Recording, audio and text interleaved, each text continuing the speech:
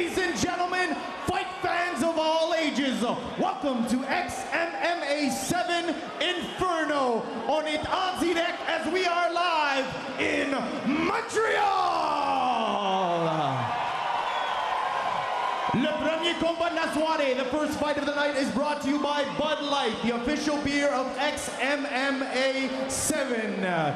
Dans le coin bleu, in the blue corner, pesant 143 livres avec une fiche parfaite de 3 victoires et aucune défaite, with a perfect record of 3 wins and no losses, weighing in at 143 pounds, from Stony Creek, Canada, Leon William Romero.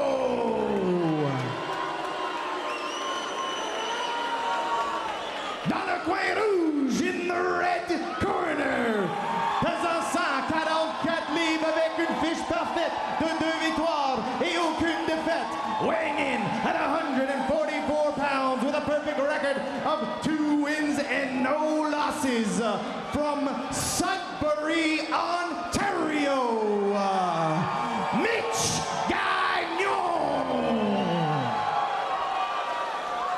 L'officiel en charge, the referee in charge, is Mr. Jerry Bolin.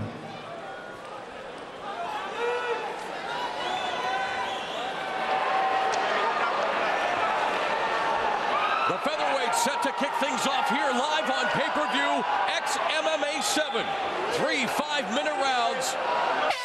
A couple of undefeated fighters, and look for Mich Gagnon to try to keep his streak going. Both of his wins have come via guillotine choke, taking a page out of Joe Stevenson and Marcus Hicks' playbook.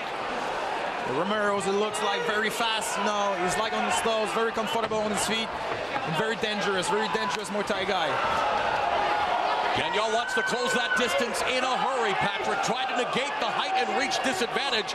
As you can see, the power there, though, by Romero. They're jockeying for position along the fence. Exactly. You know, I think that Gagnon has to be right there in this position and work on this takedown defense against the fence. A Greco-Roman clinch. Gagnon tries to go to the body with a couple of Muay Thai knee strikes. Tries to drop a level, but doing a good job of putting his weight on Gagnon is Romero early. Exactly, he's able to turn the corner, you know, on his feet. He's able to avoid any takedown offense or takedown attempt from Gagnon. You know, the WEC has done a great job of putting the featherweights on the map, and here at XMMA 7, no better way to kick things off on a Friday night fight night.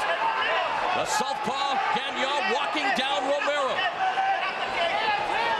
For Gagnon, I think now the key it's maybe to fake a little bit with his hand and just jump in under the guard of Romero and trying to go for the takedown. You know, I think Romero knows that Gagnon want to go on the ground, so Gagnon has to fake a little bit more.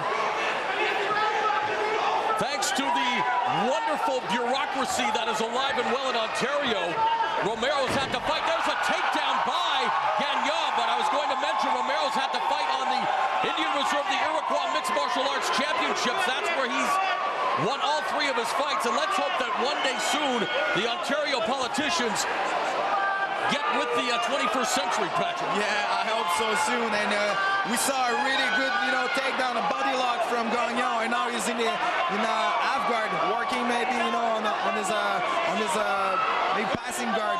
He tries to push the face to maybe to go for the facing there. Exactly, to go to the mount, but now he has to push the knee and not the leg.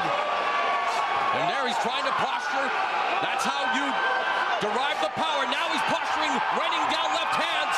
Gagnon going to work on the head of Romero, but here's where Romero's height may come into play because he's got those long limbs. He can keep Gagnon at bay. It's maybe a little lack of experience, but right now, you know, Romero is a really good position to try, you know, a ankle lock, or you know, for the against Gagnon. Why are leg locks more prominent in mixed martial arts at this level? Is it because it's high risk, low reward? A little bit, but you know, when you're on top, it's very risky to go for the ankle lock. But right now, it's a good defense at the same time. And especially early in the fight where sweat is not a factor yet. Exactly. You're able to destabilize your opponent with that. And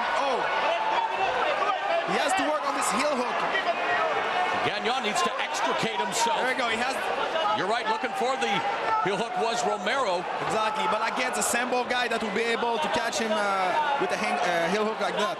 It's interesting that Gagnon, of course, is the Sambo practitioner, but it's Romero on the bottom looking for the leg lock. There's a left hand delivered with authority by Gagnon, trying to pass guard. An active guard on the bottom by Romero. Very defensive, but not allowing Gagnon to pass. Exactly, nice move. And he has to control his head. But right now, ground and pound from Gagnon. Gagnon has a nice posture. He posture and he throws some bomb.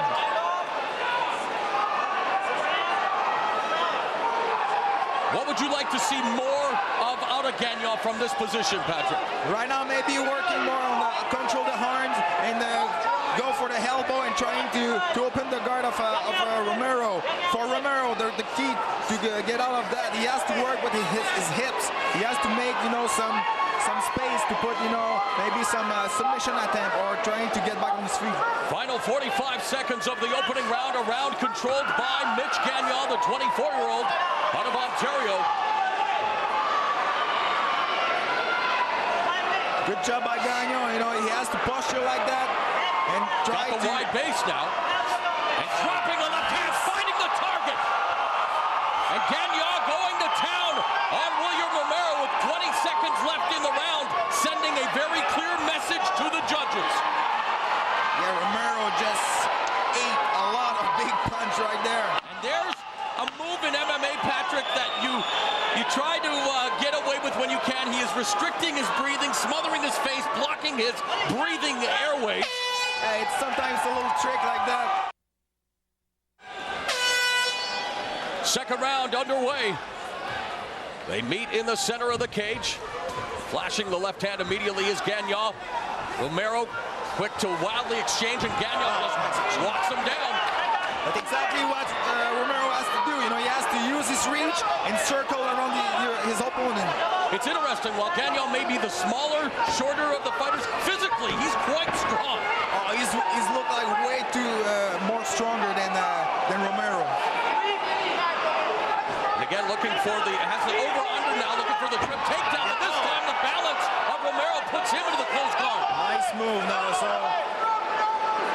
you'll see now how Gagnon is guard right now. Yeah, see what he can do from his back. As the tables have been turned here in round two. Now the guard is wide open. Romero has to posture and pass. But having the longer limbs, is that a positive or a negative for Romero in this position, knowing that he has the longer arms? Actually, as soon as you feel that the guard is open, you have to posture and try to go to pass the guard. Even if it's just half guard, you have to go forward and just to go for the better position. Working the ground and pound is Will Romero, posturing, creating that distance. Gagnon trying to keep him at close quarters. Very similar to what we saw in the opening round. It's just roles have been reversed. Exactly. Nice elbow attempt by Romero, but now when it's open like that, he has to try to pass the guard to improve his position. And see, Gagnon, being the shorter of the two fighters, having difficulty trying to control the body of Romero, who lunges at him with those right hands. It's very dangerous now for Romero, even if it's on top, big elbow. And that elbow strafing the forehead of Gagnon, but looks like Gagnon from the bottom going for a arm triangle here. Yeah, but it's too far from his bicep, but he can't take the back of Romero if he switches. He's got to be careful here. He's expending a lot of energy, Patrick, if it's not there. Exactly, you're right. So a good defense by Romero. He put his hand against here, and Gagnon will lose a lot of energy in that. So you don't see any danger right now for Romero from this position? Right now, no, it's not close at all. And Romero, he has 3 fights under his belt. He has a little bit of experience and he stay calm. We've just passed the midway point of round number 2. Featherweights going at it. Will Romero in top position. Marc Gagnon, look at him right there on the bottom. Round 1 belonged to the 24-year-old Gagnon, but Romero now beginning. Good hammer punch right there. Hammer fists on Gagnon. 2 minutes left. Like that, yeah, body to the head. The head is wide open, exactly like that. Show the diversity. Doing a better job of that. Go to there's another elbow. Nice. Are you a fan of elbows in MMA, Patrick? Yeah, sure, especially when the guy on there is right there. So it's good to cut your opponent. It's good to maybe disturb your opponent. It will open the guard and you can pass after that. We got to thank your employer, the UFC, for saving the day. We almost had this event with no elbows or knees. Yeah, no smaller cage. What was that all about? No comments on that. Unbelievable. Now, stacking. Gagnon is Romero. Pulling out of harm's way, and now Romero just stands back up on his feet. In the butt scoop position is Gagnon. Gagnon not very quick to get back up on his feet. How long is the referee going to? There it is. I was going to say, can't let that happen too much longer. Final minute now in the second stanza. Yeah, good fight, actually. Yeah, very competitive fight, and again, Gagnon winning the first round. Romero, thus far, controlling round two. The southpaw, Gagnon. And now Gagnon's going back, and he looks a little bit tired right now. And you know, as a fighter, you can comment on that. There's a Superman punch by Romero that finds its target. Many times a jab now flashed out by Romero. Many times as an announcer, we tend to describe the fighters being gassed or tired, and when the fighter rewatches the fight, they get upset with us. Is that just them trying to save face, or do you guys sometimes bait your opponent? It's like body language, you know, you can't lie about that. He has his mouth wide open, and when he started the fight, he was going always forward, and now he's the guy who's going backward. So it's only the body language. Oh, nice spinning back fist there. Shoney Carter-esque. Whoa. Final few seconds.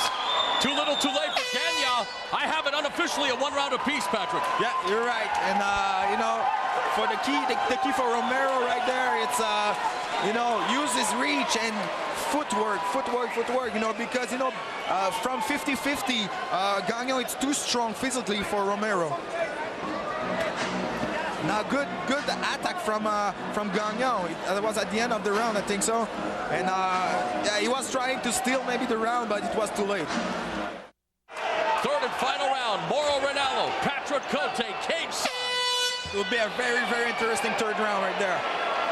The two-touch gloves and a show of sportsmanship. But that will go out the window quickly. Left hand by Romero. Gagnon missing wildly. There he catches him with a left hook. And again flashes the jab. When you're the shorter fighter, Patrick, what's Gagnon got to do here to close that distance using the stand-up? He has to move his head a little bit, and you know, he stay in the same place. That's a nice target for a good striker like Romero, and he has to fake to go up and going down after that. You know, when he has oh, nice. There's a Chuck Liddell-esque left hand. Wow, exchange. We've got a furious exchange against the fence. Really nice exchange right there. Good defense by Romero, actually. Yeah, he spun Gagnon around, nailed him with the right hand, catches him again. Gagnon looks tired. Gagnon beginning to breathe laboriously. His flat feet right there, and you know. Does it behoove Gagnon to take this to the ground? Another kick by Romero. Should he take it to the canvas? Yeah, he should, but actually he looks tired, and you need a lot of energy to take somebody who don't want to go on the ground. Very wild left hand, and now they're just swinging for the fences. Not a lot of defense, though. Those buttons are exposed. Good exchange, good chin, you know, from the both fighter. Nice kick. Low cut kick there by Will Romero. Another kick, but it's those kicks that you hear the sound like that aren't as painful, right, Patrick? It's the ones that are the dead thud that cause all the damage. That's painful, and I think that it's left hand is wild. It's a looping left. Oh, and he gets tagged. These two are going at it. Hammer on top. choice and bomb right there. And the crowd loving every single second of it as both Romero and Gagnon throw caution to the wind. On the first fight to start the night. These guys are going to be a tough act to follow tonight. I think it was a little bit too late for Romero to start to work on his leg kick, you know. He has to work on his legging, and after that set up with a big right. Nice left hook. Nice jab again, exactly. Now he tried to take the pace of the fight. He has to use his reach again. Midway through the third and final round, Will Romero with the kick. Oh, and there's a counter left by Gagnon. And that would be interesting if he could time that left better when he goes for the kick, but it's an overhand right by Romero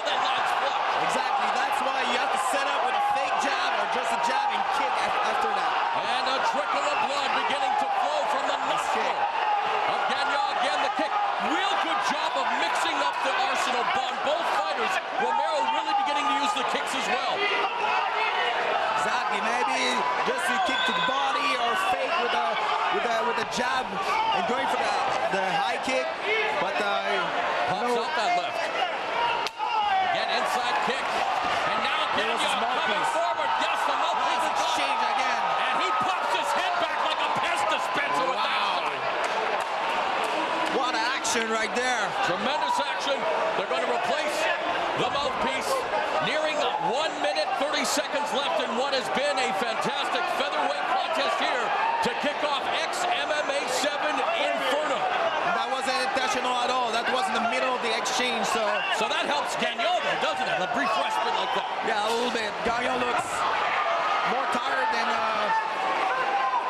more tired than Romero, yeah. But is the size now becoming the advantage here for Romero? Is it just he's too big for Gagnon? yeah, maybe, but you know, it's like He's striking too.